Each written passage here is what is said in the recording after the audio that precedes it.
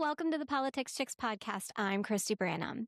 And I'm Monica Healy. Today we're talking about one of the most powerful local offices that many voters know the least about, Hennepin County Attorney. The office prosecutes adult felonies and all juvenile offenses in Minnesota's most populous county, supports crime victims, represents county government in civil matters, and handles civil commitment proceedings. Our guest today is Minnesota Representative Cedrick Frazier, the DFL and labor-endorsed candidate for Hennepin County Attorney. Cedrick grew up in the south side of Chicago in a low-income neighborhood during the crack cocaine epidemic. He experienced poverty, drug trafficking, and gun violence firsthand, including losing people he loved. Cedrick came to Minnesota for college, continuing on to earn a master's degree and a law degree. His legal career has included serving as a Hennepin County public defender, legal counsel for Minneapolis Public Schools, and a labor attorney with Education Minnesota. In 2018, he became the first African American elected to the New Hope City Council, and in 2020, voters elected him to the Minnesota House.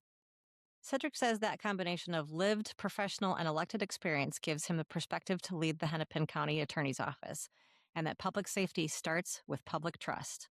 Representative Frazier, thank you for coming on the show today. Hey, it's great to be here. Thanks for having me.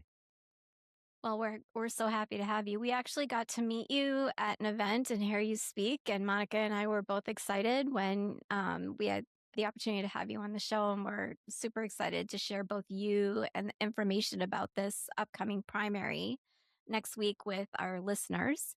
And before we talk about your candidacy, we want to make sure voters understand the actual primary process for this particular office, because unlike most candidates on the ballot, this is nonpartisan. And on August 11th, when people cast their votes, this election is like a top two primary, almost like a jungle primary, correct? That's correct. Yeah, so everyone votes from the same field, and the top two highest vote getters advance regardless of party. So why don't you explain that so that our listeners, especially those of us who live, Monica and I both live in Hennepin County. So why don't you explain that so that they have a better idea of what they'll be looking at on the 11th? Yeah, so what's consistent with you kind of, your synopsis was pretty good. And it's the top two vote getters. There are five candidates in this race. What you have to remember is when you go into the voting booth, flip your ballot over. Our race is on the back. You will not see any type of party affiliation or endorsements listed on the actual ballot itself. You will only see the names of the candidates on that ballot. And what's important about this is you have to make sure you do your research and know who these candidates are and what they stand for. Because you don't see any party affiliation, you're not going to know if this individual, like I'm the DFL endorsed candidate, but you're not going to see that on the ballot. So you're not going to know if the candidate is aligned with your democratic values, or if it's someone that's supported by Republicans and aligned with their values that you may or may not be aligned with. So you really got to do your research. And that's what I'm telling everybody. Do your research. Make sure you are informed when you go out and make this vote. It's a very important office. It's a very important role. The leader of this office has a very impactful, I would say a very large impact on the county as a whole. So you want to make sure that you're voting for someone that is values aligned and able to be ready to do this job when they step in January. My guess is that people that are listening to this podcast are pretty civically engaged and pretty knowledgeable. But I will admit to 15 years ago, if there was something on the ballot that I didn't know about before going into it, I would just leave it blank. Or I would vote for an incumbent, and I know better. So when you know better, you do better. No, I was going to say, Monica, that's absolutely right. You know, what I hear most, people oftentimes when they go in to vote, they often don't know, when judges are on the ballot, they don't know who to vote for there. And those are often ones that they'll skip. Or they'll either look for some kind of thing, they'll look for names, they'll look for something to kind of make them feel tied to that individual or some way to then make that vote. I'd say the best thing to do is just make sure you're doing some research before you go out and make that vote, so you can make sure it's informed. I mean, League of Women Voters does a great job of putting information out there. The Secretary of State's office will oftentimes have links to things you can go and check out. Your local television stations or radio stations will oftentimes have candidates forums, or they'll have candidate information guides out there. So take that opportunity to find out what you can, as much as you can, about these candidates and make an informed decision. Well, endorsements play a big part in all of that, too, in researching your candidates. And you are the only candidate endorsed by the Minnesota DFL and organized labor, but no party label appears beside your name. That's right. For many folks, many many folks in the community or in the county are workers. So they may be a part of a union. And so you can look to see who your union has support because oftentimes you're part of your union if you're active in your union. Your values aligned, and you can see exactly who your union is supporting in that race. I am the only labor endorsed candidate. I think that speaks volumes for where working families and workers stand around the issues of labor and why they believe I'm the best choice to be in this office. I've often said on this campaign that I'm looking forward to being the most labor friendly county attorney, not only in this state but in this country. Yeah, and I will make sure to put because I think this race is really important. I'm going to make sure to put some links to the research sites that you recommended people look at, so it makes it a little bit easier for them to just click and go and do the research that they need to before the 11th. Because folks, you have a week. You have 7 days to start researching all these candidates. So I'm going to try to make it a little bit easier for you. And so let's talk about your background a little bit. You grew up in a low income neighborhood during the height of the crack cocaine epidemic in Chicago and have spoken out about losing loved ones to gun violence and watching neighbors become trapped in cycles of incarceration. What did that environment teach you about the difference between enforcing the law and actually creating safety? Because those are clearly two different Yeah. things, correct? They are two different things. I mean, enforcing the law is one situation happens, particularly a violent situation happens. Law enforcement shows up. Someone calls the police. Law enforcement shows up to investigate. You investigate that case. You turn it over for recommendations to the county attorney's office to prosecute those cases. So that's the reactionary part to with law enforcement, right? And that's something that needs to happen. We need to have accountability. That's an important piece of it, but the safety part is you want people to feel safe. The most important thing is to prevent those things from happening in the first place. How do you ensure that when you're prosecuting cases, you're breaking up that loop or cycle of violence to prevent the next incident of gun violence from happening, or to prevent drugs from being trafficked in the community, or to prevent sex trafficking within the community? That's where I think you really have to focus in on who the leader of the office is, how they can work with law enforcement, how they can work with community groups, how they can look at, this office also deals with civil litigation as well. How can you use the civil litigators in that office to do what I call impact litigation? And one of the things always give an example about, currently the Attorney General's office is pursuing litigation against Glock, gun manufacturer.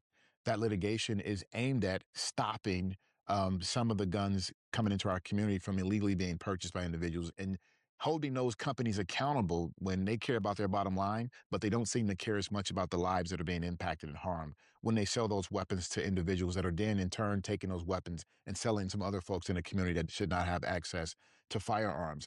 I think you look at all those things, and those are ways to not only to have accountability, but to prevent the next tragic thing or harmful thing from happening in the community. And that's what leads to people feeling safe in their communities, not just relying on the reactive response of law enforcement or prosecuting the case after the harm has been done. At that point, it's late in the game. You do want to have accountability, but you also want to have that prevention to ensure that people feel safe and they never have to deal with those tragedies in the first place. Absolutely. Since you mentioned it, the prevention of that was something that was potential for the Minnesota Senate, and the Minnesota Senate passed a gun legislation bill, and then it was not allowed to come to the House floor. How does your position work with our state legislature? So this is the largest office within the not only the county but within the state, right? And so using that platform, having access, again, as a county attorney, you've got a front row seat to all the data that's coming in around crime, around prosecutions, around issues that are happening in our criminal system. I, as a leader, plan to use that information to go and have conversations with our legislators. That's on both sides of the aisle. I will continue those conversations I have as a current sitting legislator. I have relationships with my Democratic colleagues, my DFL colleagues, but also my Republican colleagues. And that's important to be able to move legislation and to get policy done within the state and in any state, actually.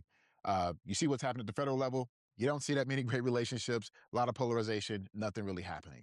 Right. We tend to do a little bit better here on average in Minnesota with getting things done in our state and focusing on how to make lives better for Minnesotans. I don't plan to shy away from that. I plan to use the platform of the office to go in and have those conversations, testifying at committee hearings, talking directly to legislators, letting them know what the data is saying, specifically around gun violence. Using that data to inform how we can put legislation in place to curb the gun violence that we do have in our community. And again, going back to that preventative piece, we got stuck this last legislative session trying to address some of the very things we know that can have an impact on curbing gun violence, and particularly some of the mass casualties that we see with some of the assault rifle style weapons that are out there that can fire off tons of rounds of ammunition in literally seconds, changing the lives of individuals and families in those instances that it happened. The Senate did pass legislation, and it was a comprehensive package. It was not focused on one simple thing. It was a comprehensive package looking at a ban on assault rifles, looking at a ban on these high capacity magazines, which makes it easier to harm more people, but also looking at safety measures in terms of resources for our schools, in terms of resources for community crime interventions within our communities, and also mental health resources as well. It was a very good package. The politics got in the way of it. I'm looking forward to continuing to be a part of that conversation because, like I said, I've been impacted by gun violence personally. We all have in this state, concerning what we've dealt with in the last year. I'm looking forward to continuing those conversations. And this role as the Hennepin County Attorney will allow me to continue to be and engage in those conversations to push that legislation forward to hopefully get it to the governor's desk. Hopefully, Governor Klobuchar get Yes. it to the governor's desk to sign that into law and to make our community safer. You know, we had Senator Zaina Mohammed on the day that that bill passed the Senate. It was a great interview because it was she was so hopeful about that. And I think she knew going in there was going to be issues in the House. And we also had Caleb Berg on shortly after the sit-ins. And then last week, was it last week or the week before, we interviewed Last week. Representative Andy Smith, also, who's part of the Senate as well. And it was kind of heart wrenching to listen to the phone calls that both those candidates had with families of, of victims at the Annunciation School. And so hearing you prioritize that, because gun violence touches all of us, like you just Yeah, said, you know? yeah.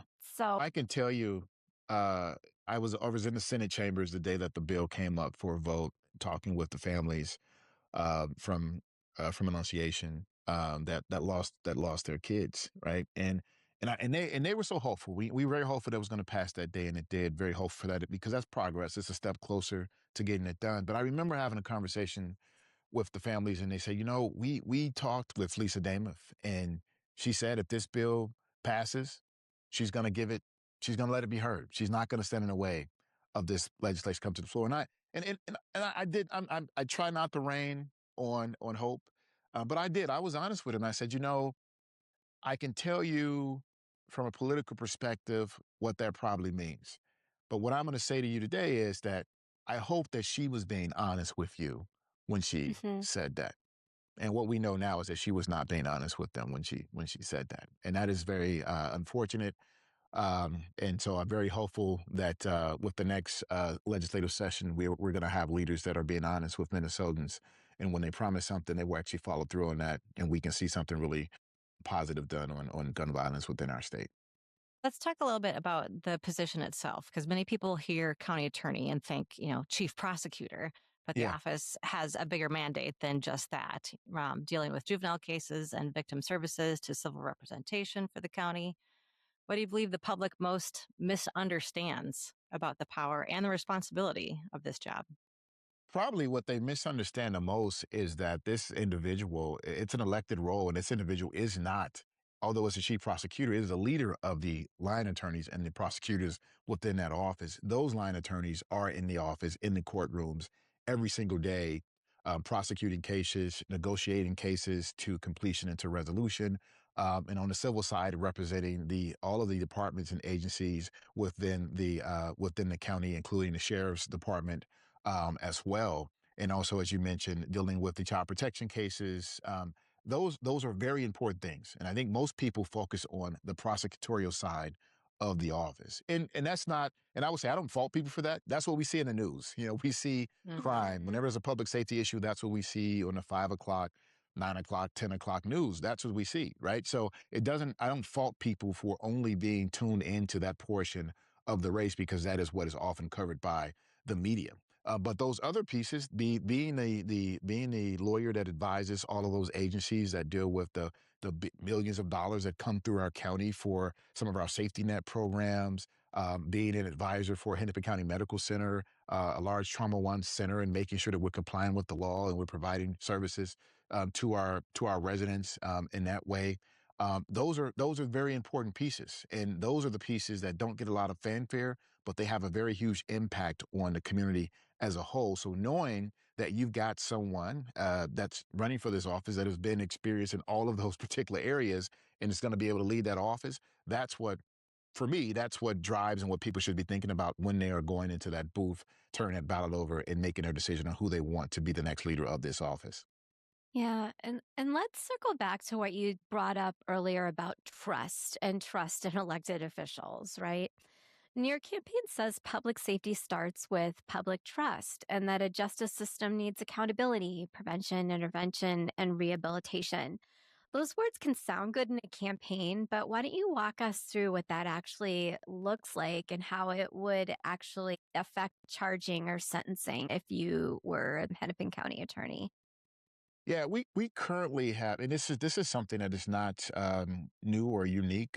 We have some communities that don't have a great relationship with the county attorney's office, right? They just don't have a great relationship with our criminal system at all. And the reason that is the case, and I often talk about this, and it's covered when I talk about my when I grew up in Chicago and the things that I experienced in Inglewood, the community that I grew up in. Uh, the communities don't have a lot of trust for the office because they feel like these systems have not worked for them, have not protected them, have not kept them safe, but instead have worked against them, have targeted them, and they are nothing but more just a case to be processed when they actually are trying to get accountability for things that harm that has happened in their community.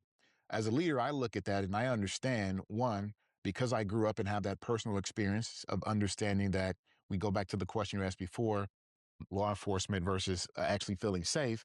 Having that personal experience, I understand that all of those cases are individuals.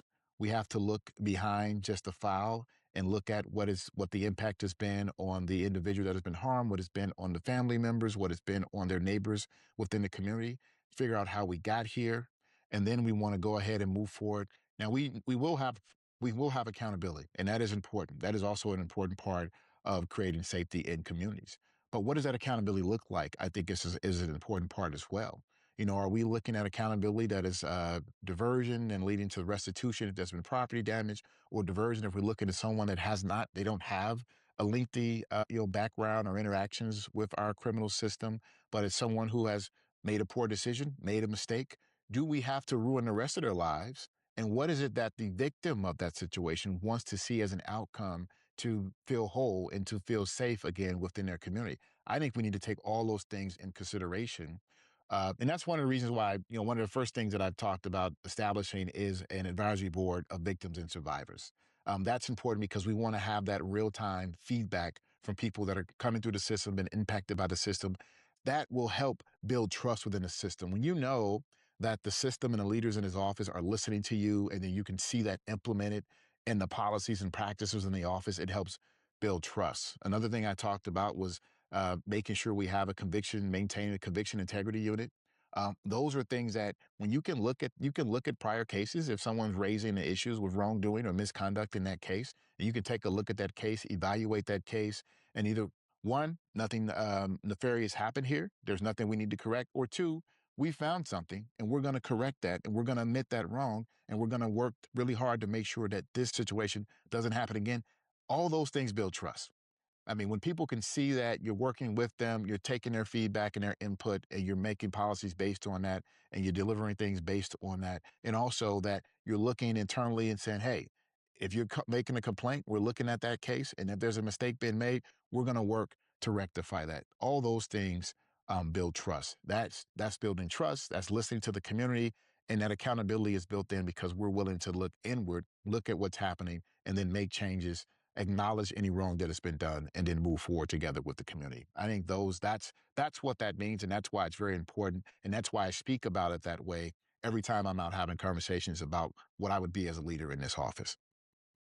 Before we move on from accountability, let's zero in on something a little bit more specific, because I think many Minnesotans would really like to see some accountability for some of the actions that affected our communities during the Mm, heat of yeah, Operation Metro Surge. yeah. So, how does your office deal with something like that? Yeah, so that I'm glad you brought that up, Monica.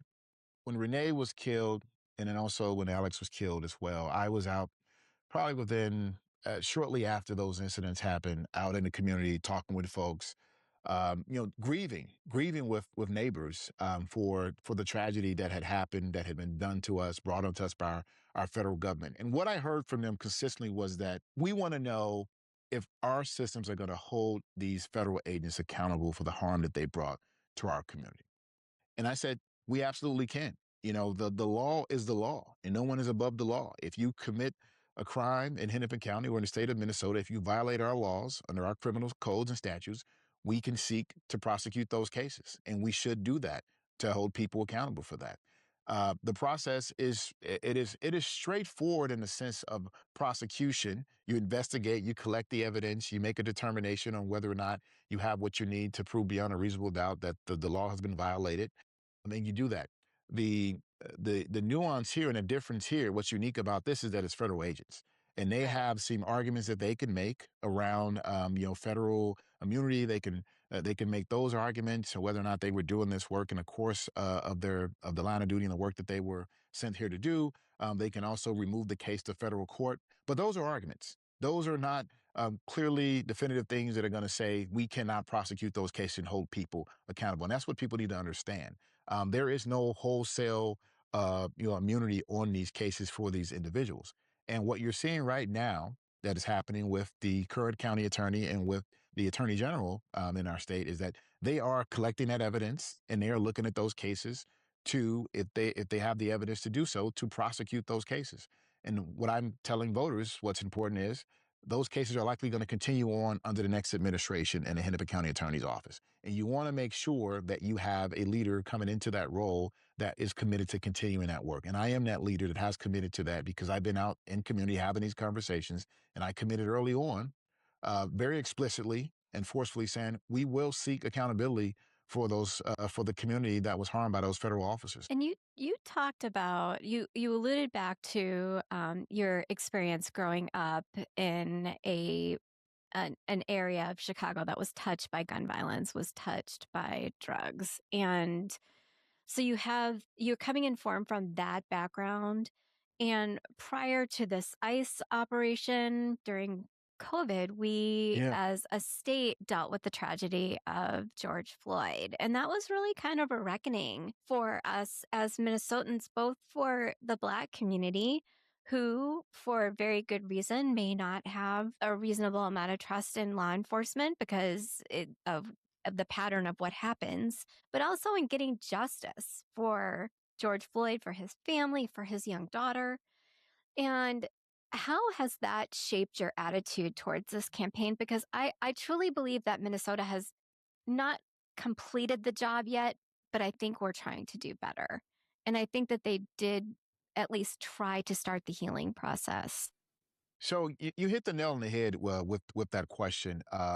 This campaign has always been about making sure we create a system that works for everybody. That's the reason I decided to run. I think we have been making strides to reckon with our systems, with some of the systemic issues within our systems. And when I say systemic issues, I mean the disproportionate data that we often see in terms of how Black and brown people go through our criminal system, how the disparity in sentencing, disparity in charges, just the way those communities are being policed. And I think we can do something about that to make things better for everybody. And I think after George Floyd was murdered, and after the subsequent prosecution and conviction, I think many people in the community felt like that was a start to move in a better direction, and to move in that Mhm. direction together. One of my biggest fears, and as we're moving forward, is I don't want to see us go backwards. I really have deep concerns about that. And a lot of what I've been hearing on this campaign from voters, those that have issues with the current county attorney and those that do not have issues, that are supportive, they want to make sure that we continue moving forward. They're saying to me, hey, we may have issues with the way that the current county attorney engages folks, or the relationships that they have. But what we don't want to do is see us turn backwards and we have another situation like George Floyd. What we don't want to see is us to continue to have disparities in how folks are being prosecuted or charged, and how that collateral damage to their lives then impacts how they can actually achieve or be successful within their communities, and then how that impacts us all as a whole. We want to see us continue to move forward to eliminate some of those disparities and truly have a system that works for everybody, that people can trust and appreciate and believe that it's going to treat them humanely and with decency when they go through that process within that system. So you really hit the nail. That is a maybe a theme that's kind of underneath the surface, but it is something very much so that has driven me to run for this office, because I want to make sure we continue to move forward. And I believe I am the candidate that will continue to move this office forward and address those issues that we've had problems with historically. Yeah, I truly believe George Floyd was a reckoning for Minnesota. It Hmm. really it created a referendum for us to look back on our shortcomings and admit that maybe we're not quite there yet, although we believe that we were there, much farther there than most of the country. But the reality is, we still have a lot of work to do here. So I think, you know, you coming in with that attitude and that realization and that personal experience and that point of view really could be beneficial to helping move that agenda forward, where we do have healing and we do create a system that works equally for everybody.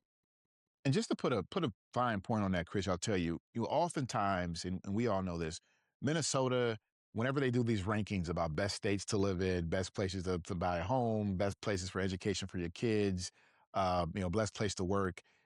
When you drill down, and we're like top two, top five, but when you drill down in that data, we can then see those disparities. We can see it is not great for every community within this state, right? And particularly not in Hennepin County, our most populous county. And so I come from that perspective, is we're trying to ensure that we make sure that everyone is actually included in that when we have those high rankings, that everyone feels that if you go out in the community, you walk down a block or a neighborhood, and you tell them this data, and they say, oh, of course, I understand exactly what that feels like. My kid goes to this school. This is how they're doing. Here's what the resources are. I have this job. This is why I stay in Minnesota, right? And here's how my neighborhood feels safe. This is why we stay in this state. This is why we moved to this state, or this is why we're telling other people to come to this state. We want everybody to feel that. And our criminal justice system is a great way to do that, because what happens in this system has a really, really big impact on people's lives. And you can either come out better on the other side, or you can really have some collateral damage that really changes the trajectory of your life in your family for the worse. We want to make sure that we're doing things the right way. We're prosecuting cases that should be prosecuted. People aren't being targeted, and that we can eliminate some of those disparities because we're implementing the law in an equitable way, and not in a way that's disproportionate to certain communities. So we've hit on gun violence, we've hit on accountability, and let's hit on drug use, because the fentanyl Yeah. crisis is something that Yeah. has hit every community across our country. Yeah. And you have said that addiction should not be treated as a crime. And as a mother of a family member who has Mhm. dealt with addiction, I would wholeheartedly agree. So don't treat it as a crime, but traffickers are going to prey on vulnerable people, and they're the ones that should be prosecuted. And in the fentanyl crisis, how would your office distinguish between a person who needs treatment and a person who is doing serious harm? I mean, we can look at an individual that is dealing with an addiction. I mean, there are the science, the medical pieces of that. We can look at that, and we can tell when someone is suffering from an addiction versus someone that is trafficking the drug. And I will say this: there is a situation where you have someone that they may be selling drugs, but they are doing that to support their habit so that they can continue to have access to and to deal with the addiction that they have. And we can address those things as well. But what we're going to be looking for are those individuals that are bringing in, the copious amounts of these drugs within to our community. Those are the real traffickers. And then what we're trying to do, and I'm not just talking about the person that's on the street corner. I don't know if people are on the street corners as much as they were when I was a kid, but we're Right. not talking about those kind of small time folks. What we do want to do is we want to investigate. We want to follow those small time folks that are dealing, and then we want to follow that up to those big folks that are supplying them with those drugs. And then we want to take those folks out, because we have to focus on the big suppliers and how those drugs are getting into those small time dealers in order to really rid ourselves of the issue of fentanyl in our communities. And that's what I mean when I say we can address the folks that are dealing with an addiction. We can do some programming. We have what we call drug court. So there's dealing with accountability of maybe behavior that they've done because they're on the addiction, but it also is working in a way to keep those individuals sober and at the same time rehabilitate them so they can get back into the community and be them full selves in a positive way. I don't think anyone chooses addiction. I'm gonna just say that's my personal belief there. I know we were on a forum and one candidate said that she believed that that wasn't the case, that you should just prosecute those individuals. But I don't believe that. I don't believe that people actually choose to be addicts. I've grown up with addicts in my family. I knew what they were like before they got addicted to that particular drug, and I seen what it turned them into. And I know that is not at the core foundation who they were as a human being. So I don't believe that. And I do believe we should try our best to treat it as a public health issue, treat it as a medical issue, treat the addiction, get them back on the right path so they can be a positive person within their community and in the lives of their family, and then spend our resources going after the individuals that are bringing those drugs into our community, that are disrupting our community and causing so much harm. Well, and let's talk about, because Monica brought up being a parent of a child who's struggling with addiction. Let's talk about these kids that are having their entire life ruined because they're being prosecuted as a criminal. A lot of these kids could have a very bright future ahead of them if they got the help that they needed, because some of them their families don't have the resources because treatment is expensive. Some of them are living in a single parent home where one parent is at work all the time just to make ends meet so that they have a roof over their head and can put food in their kids' bellies. So let's talk about that and showing compassion, which I think is what you're talking about, right? Recognizing that it's a mental illness and that it is not a character flaw, and working with these people who have convictions to get their life back on track. No, that is, Chrissy, that's exactly what I'm talking about, right? I mean, and this is again, when I talk about my candidacy for this race and who I am as a candidate, it is that broader view that I have, that I say bringing that into this office will have a huge impact on how you look at how you prosecute cases or determine which cases you're going to prosecute or not prosecute, or what type of action that prosecution is going to look like for those individuals. Is it going to look like diversion and with a treatment plan for those individuals to get them back on track so that the collateral damage of having a criminal conviction doesn't ruin the rest of their lives, right? And particularly for our young people. I say this often. The more we invest in our young people upstream, the less harm that is going to be done, and the less we're Yes. going to have to invest on the back end when we're now dealing with poor decisions because we didn't give them access and opportunities to resources. And I truly believe in that. That may have been even became even more clear for me when I worked in education in the general counsel's office in Minneapolis Public School, that if you invest in young people early, if you get them resources, you get them opportunities, not only for them but for their families as well, you can have an impact on the trajectory of their life in a very positive way. But if we only focus on the punitive piece of the prosecutorial process, what we're doing then is, if we're prosecuting young people for a drug addiction or a mental health issue, and also young adults and just general and adults, period, or folks in the community, we're not setting them up for that rehabilitative process so that they can then do better on the back end and come out in a much better position and being a positive impact on their community versus being a negative impact that you and I, as taxpayers, all pay for on the Right. back end, when we have to house them, when we have to take them through the criminal process over and over again. We pay for that. And there's a lot of things that we can do collectively on the front end, and in that process where you have an accountability to do the rehabilitation piece, to make sure that it's a better story on the back end for those individuals when they go. As a recently retired public school teacher, I want to thank you for acknowledging that the investment that we put into our children pays off in the long run. And the more people that would acknowledge that, the better we would be. I always say that if the world were run by nurses and teachers, would be a much better place. I agree. Yeah. I Yes. agree. And more Yeah. women and more people Yeah. that are representative of the actual population of the area. Right. Yeah.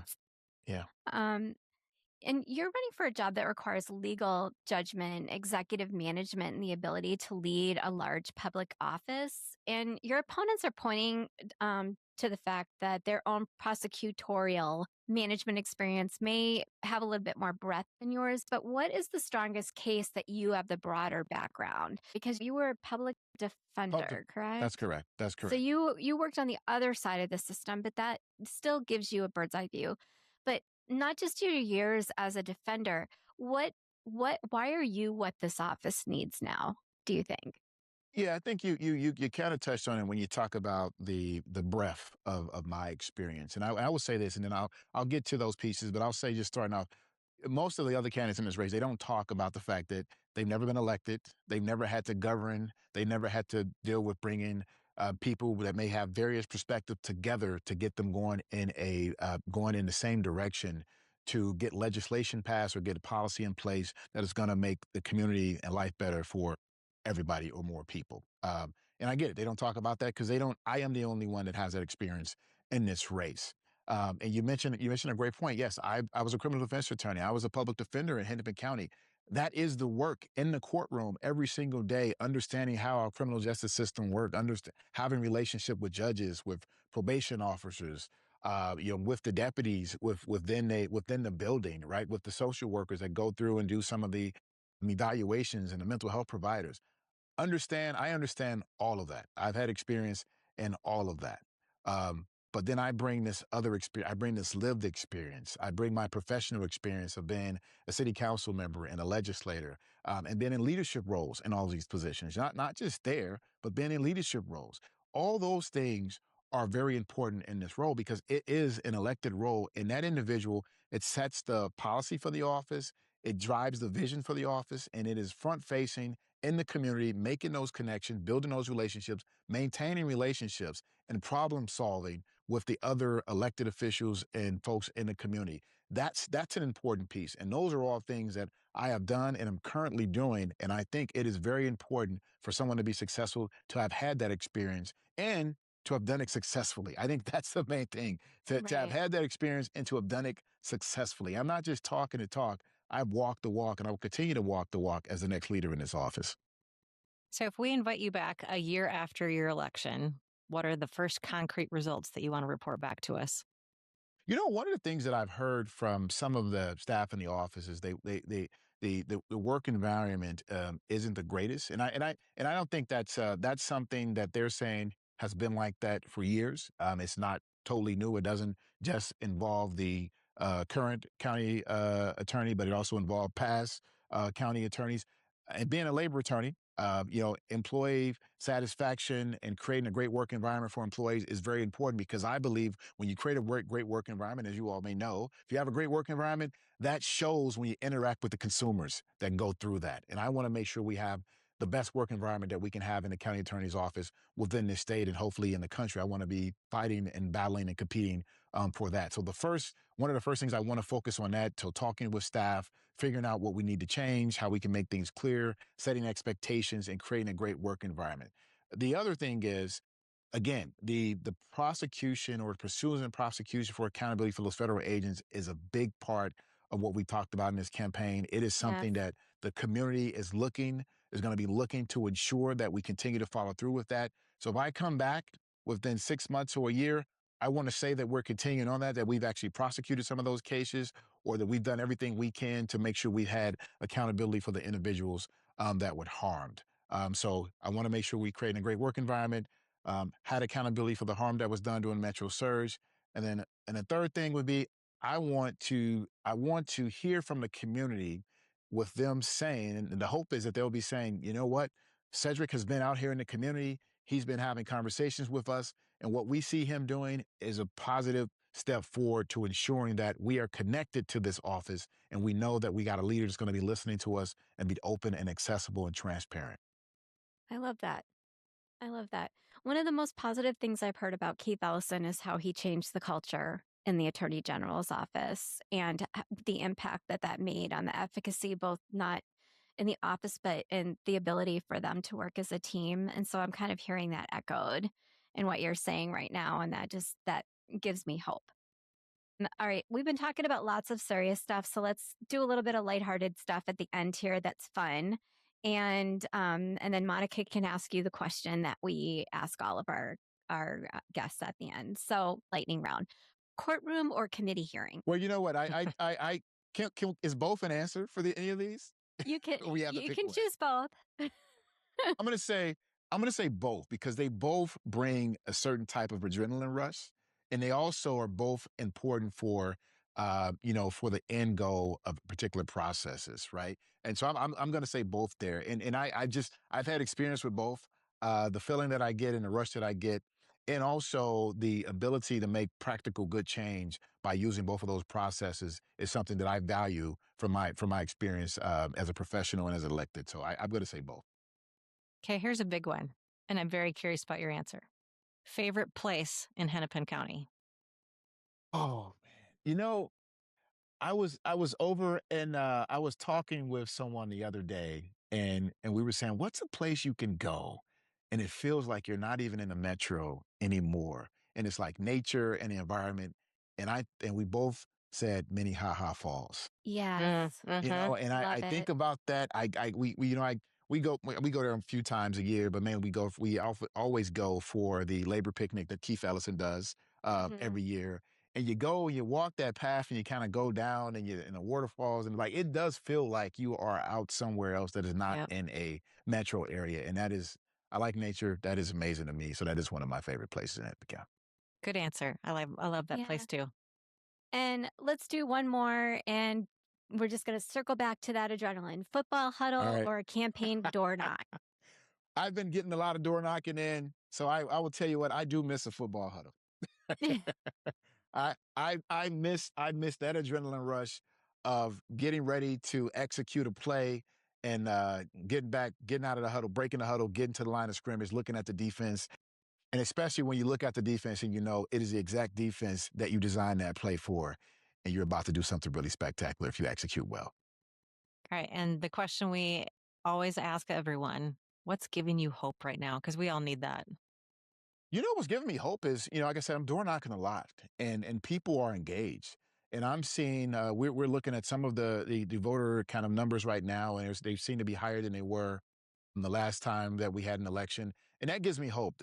There's always hope when in democracy you have people engaging and using their voice, and so that always gives me hope. And I think people are saying that they want to move and push Minnesota continue to push Minnesota in a great direction, but more importantly, they want to change what's happening at the federal level to see our country go in a better direction in DC. And so that has given me hope that the people are actually turning out to do that. We know the last federal election, we had millions of people sit at home, which is why I believe we have the current situation we have in DC right now. And I Yes. believe those people are saying, we can't do that again. We have to get out and vote. This is a representative democracy. And the way for us to have the representation that we want and that we need values align, we have to get out and actually vote for those people. So I think those people are starting to show up.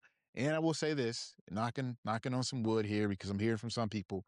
People are also beginning to say that if I believe that the guy in DC right now was going to make my life better, I totally realize now that was a mistake. And I need to make sure I go out and vote someone that can help change that for the better for myself, not only for myself, but for my neighbors as well. And on that note, the primary, by the time this podcast drops, it will be less than a week away, Tuesday, August 11th. Early voting is already underway. Many people have already cast ballots, including myself. Where can Hennepin County voters learn more about you, volunteer, support your campaign in these final push to the primary? So my website, just look for Cedrick Frazier on all socials, but my website is cedrickfrazier.org. You can go there and find Cedrick out. with a K. With a Cedrick K. with a K. CK. Cedrick. Cedrick. CedrickFrazier.org.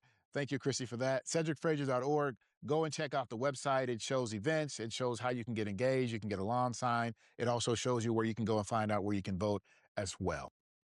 And is there anything we didn't ask you that you want Hennepin County voters and our own Politics Chicks community to hear from you today? We just want to give you a few minutes to answer that. I think the biggest thing, if you're listening to this podcast and you're just starting to look at this race and to get engaged, make sure you go to my website, check that out. But make sure you do your research. I am the forward-looking candidate in this race. It is based on my lived experience, my professional experience, and my elected experience. And if you're looking for the candidate that is going to continue to move this office forward and to move this work forward, particularly looking at how Minnesota has been in the spotlight nationally and internationally for the last few years, I am that candidate. So make sure you look me up, and I hope to have your support. Great. And just a quick reminder that this is Hennepin County Attorney is a nonpartisan race. So it's very important that you research the candidates before you cast your vote on or before August 11th. So, Cedrick, thank you for joining us and for helping our listeners understand both the enormous responsibility of the Hennepin County Attorney's Office and the unusual election that will determine who leads it next. Thank you for having me. I appreciate it. To our listeners, if something in our conversation moved you, challenged you, made you think a little differently, please like, comment, and share. It helps more than you know. And follow us everywhere at The Politics Chicks on Substack, Threads, Blue Sky, Instagram, TikTok, and Facebook. Thanks for being a part of our community. Keep shining your light so we can find each other in the dark. And remember, we're stronger together. Cedrick, thank you so much for coming on today. We really appreciate Thanks, it. Cedrick. It was a great interview. It was great being here.